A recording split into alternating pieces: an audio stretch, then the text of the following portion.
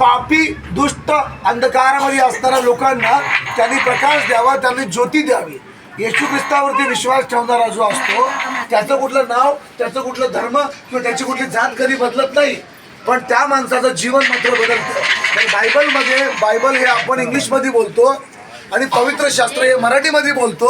म्हणून आपली महाराष्ट्रीय संस्कृतीमध्ये मराठी पवित्र शास्त्र आणि आपण इंग्लिशमध्ये चर्च बोलतो, तसं मराठीमध्ये आपण देऊळ बोलतो.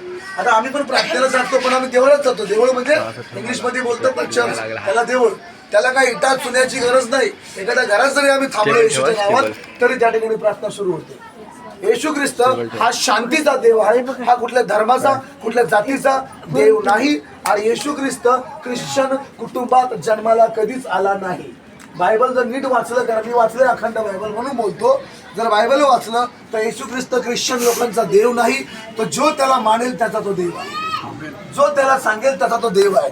कारण त्याच्याकडे एकच मार्ग आहे, एकच सत्य, एकच जीवन. तो फक्त माणसाला सरळ मार्गावर चालण्यास शिकवतो. तो माणसाला भेदभाव नाही तर बंधुप्रीती शिकवतो. तो माणसाला नफरत काढून प्रेम करायला शिकवतो. म्हणून प्रेमाचा संदेश या संबंध सृष्टीमध्ये जन्मास आला. आज 25 डिसेंबर रोजी त्याला तारणारा येशू ख्रिस्त म्हणतात.